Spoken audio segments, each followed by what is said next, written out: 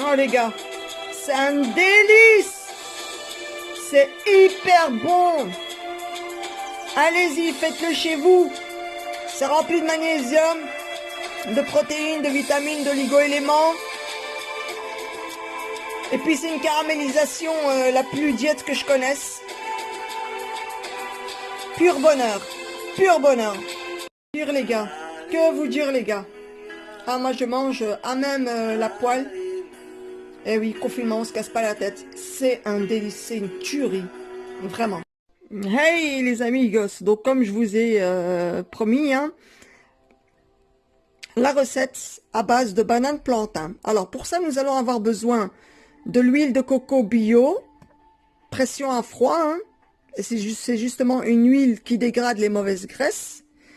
Nous allons avoir besoin pour la caramélisation soit de la poudre d'agave, soit du sirop d'érable, soit du sucre de fleur de coco bio, qui ont un indice glycémique qui est très bas.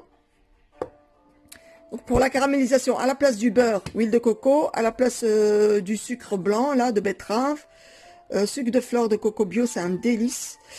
Alors, nous allons aussi avoir besoin de lait de coco et aussi de poudre de coco. Voilà. Ici, je vais venir éplucher mes 4 bananes plantain remplies de magnésium, d'oligo-éléments. Et nous avons, Dieu sait que nous avons besoin pendant ce confinement de magnésium, justement. Ça va nous donner une force mentale, physique, détente cérébrale, physique, contre l'anxiété, contre le stress.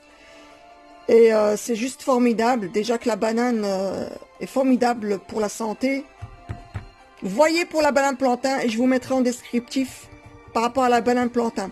Alors là, je vais le faire sous forme de dessert. Donc je vais éplucher, couper en rondelles et mettre dans ma poêle. Elles sont bien grosses, hein, mes bananes plantain, magnifiques. J'aurais bien aimé en faire beaucoup plus, mais ma plus grande poêle, 35 cm de diamètre, c'est celle-ci.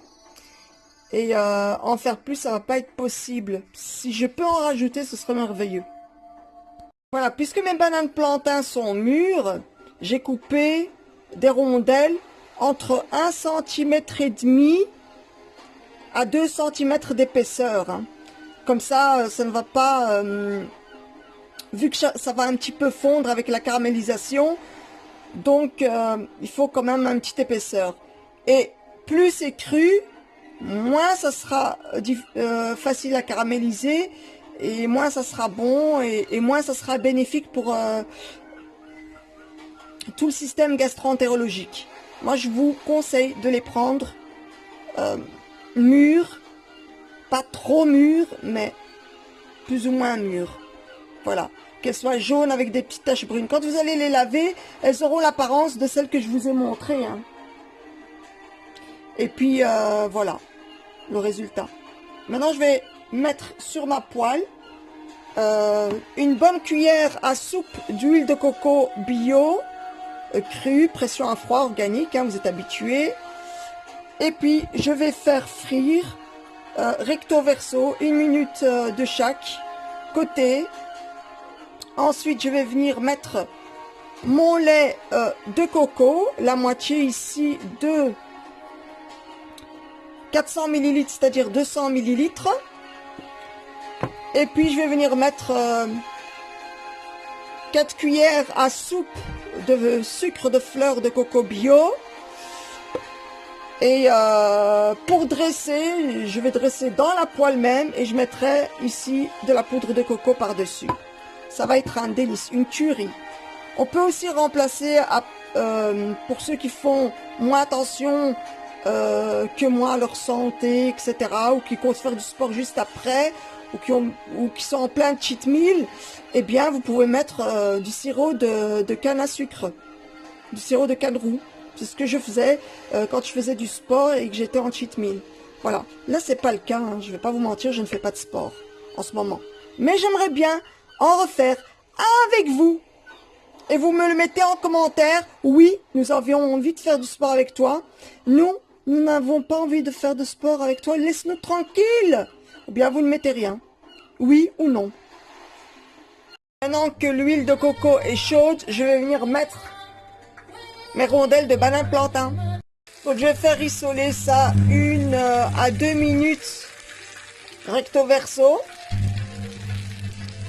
Voilà, quand vous avez au moins 50% de vos bananes qui sont dorées, vous pouvez déjà mettre 200 ml de lait de coco. Ensuite, les 4 cuillères à sucre de fleur de coco bio. Cuisez bien l'intérieur de votre lait de coco, d'accord, avant de le verser.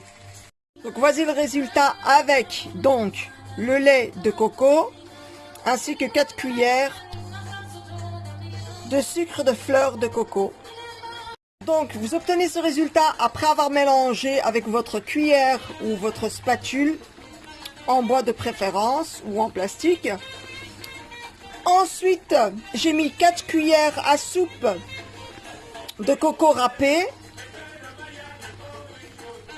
Voici pour le résultat. À la fin, vous mettez une cuillère de fleur de coco bio et une cuillère de poudre de coco que vous délayez un petit peu partout. Et vous pouvez servir ainsi et déguster. C'est super bon. Sachez, mesdames et messieurs, que ça, sur de la pâte feuilletée ou sur de la pâte brisée, ça donne mais vraiment une tarte, hein, du tonnerre, du feu de Dieu. C'est excellent au goûter, excellent dans tous les sens du terme. Voilà. Prenez soin de vous pendant cette période de confinement et à très bientôt. Ciao, ciao. Oh les gars, c'est un délice. C'est hyper bon. Allez-y, faites-le chez vous. C'est rempli de magnésium, de protéines, de vitamines, d'oligo-éléments. Et puis c'est une caramélisation la plus diète que je connaisse. Pur bonheur. Pur bonheur. Bon, pour les plus gourmands, vous pouvez mettre de la cassonade ou du sirop de canne roux. Et juste 100 millilitres de lait de coco. Je vous conseillerais pas de mettre du beurre. Non. C'est diète par ici, les gars. Bon app.